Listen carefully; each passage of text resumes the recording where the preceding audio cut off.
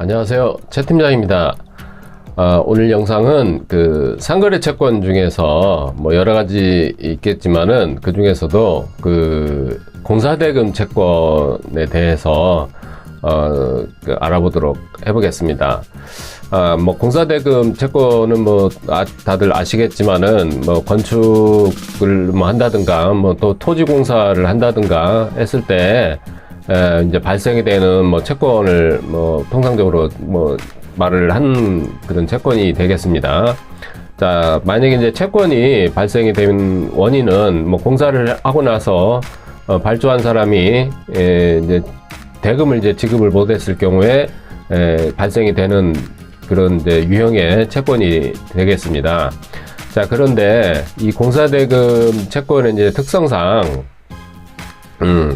보통은 그냥 그 뭐 채권이 발생이 됐다 그래서 그냥 대금 뭐 청구를 하는 경우도 있겠지만은 통상적으로 이제 다툼이 뭐 많이 발생이 되는 경우가 많습니다.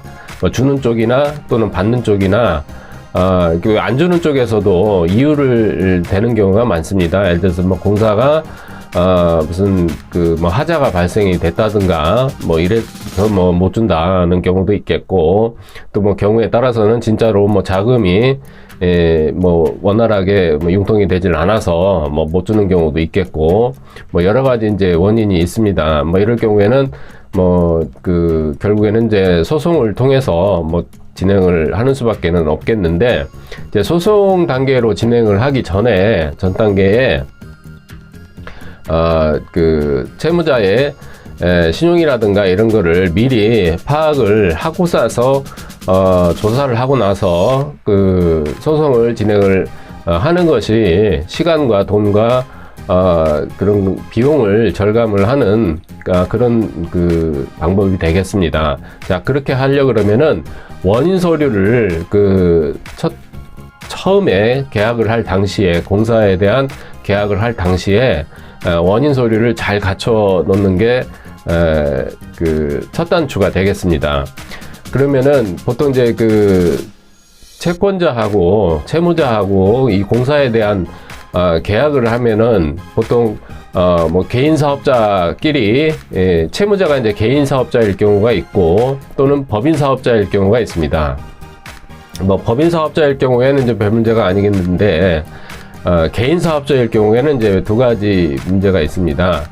하나는 계약서를 작성을 할 경우에 그냥 사업자 번호만, 개인 사업자일 경우에 사업자 번호하고 그 다음에 이름만 기재를 해서 도장을 날인을 하고 계약을 하는 경우가 있습니다.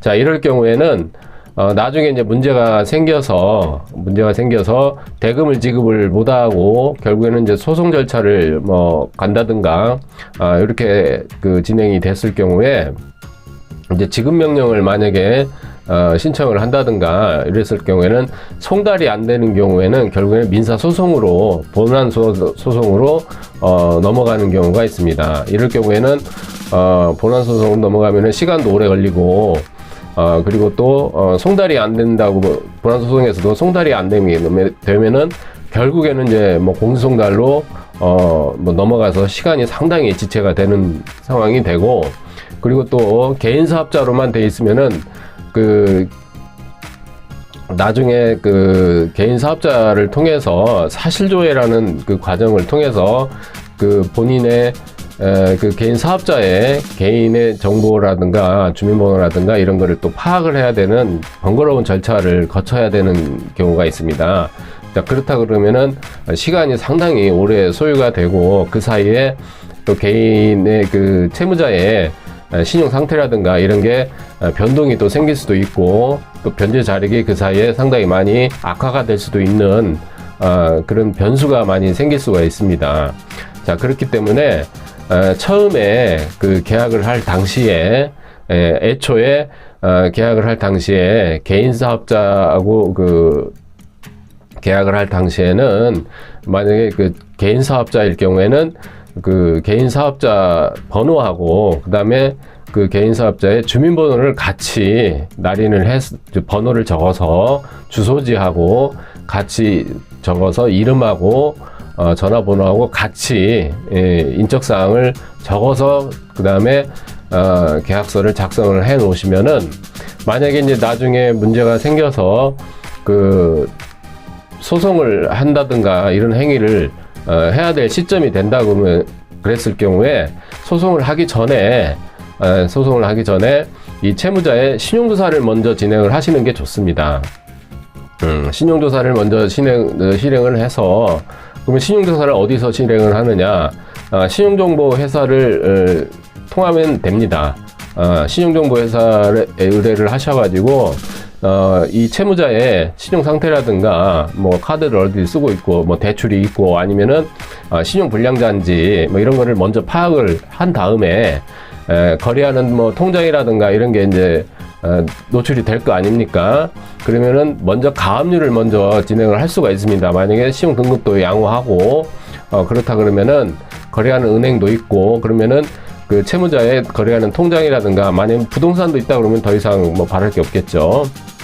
그러면은 소송을 하기 전에 동시에 이렇게 가압류를 먼저 같이 진행을 해서 소송을 진행을 하면은 소송 실익이 상당히 있습니다. 그리고 채무자에게 굉장히 큰 압박으로 진행이 되기 때문에 그 금전적으로 상당히 빨리 소송도 진행을 할 수가 있고 소송이 끝나기도 전에 변제를 받을 수 있는 그런 효력이 있습니다.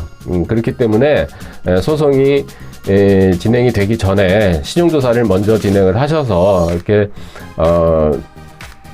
채권 추심을 진행을 하시는 방법으로 진행을 하신다 그러면은 본안 소송이 끝나기도 전에 채권 추심이 완료가 되는 경우도 왕왕 있습니다. 상당히 자주 있습니다. 그렇기 때문에 그 계약서를 작성을 하실 때 만약에 이제 그 채무자가 개인 사업자일 경우에는 그 계약서의 내용에다가 주민번호를 꼭 기재를 하셔서 사업자 번호하고 주민번호를 기재를 같이 하셔서 그 만약에 변제가 되지 않는 그런 상황, 공사를 완료를 했는데 변제가 되지 않는 상황이 된다 그러면 신용정보사를 통해서 신용조회를 진행을 하셔가지고 신용조회 그 결과를 바탕으로 해서 그 소송을 진행을 하신다든가 뭐 이렇게 진행을 해서 가압류를 같이 병행을 하시는 방법으로 진행을 하시면은 굉장히 빠른 결과를 얻을 수가 있다. 이런 걸 하나를 말씀을 드리고, 만약에 채무자가 이제 법인일 경우에는 역시 마찬가지로 그 법인일 경우에는 이제 뭐 법인 사업자 번호만 있으면은 신용조회가 가능하기 때문에 거기는 뭐 주민번호라든가 이런 게 필요가 없지 않습니까? 그래서 법인 사업자만 있으면은 신용조회가 가능하기 때문에 거기는 간단하게 법인 사업자 번호만 있으면은 법인은 조회가 가능합니다. 그렇게 해서 미리 소송을 진행을 하기 전에 신용조사를 같이 병행을 해서 한다 그러면은 그 소송의 그 실익을 얻는데 상당히 효과를 볼 수가 있습니다. 그래서 오늘은 공사대금 채권 추심에 있어서 그 소송을 하기 전 단계에 신용조사를 실시를 하면은 신용조사를 실시를 해서 소송을 그 실시를 한다 그러면은 아주 그 빠른 시간 내에 그 가압류도 같이 병행을 해서 실시를 해서 채권 추심이 소송이 끝나기 전에 끝날 수도 있다. 실무에서 상당히 많이 씁니다. 그래서 그 내용에 대해서 알아보는 시간을 가졌습니다. 이상 최 팀장이었습니다. 감사합니다.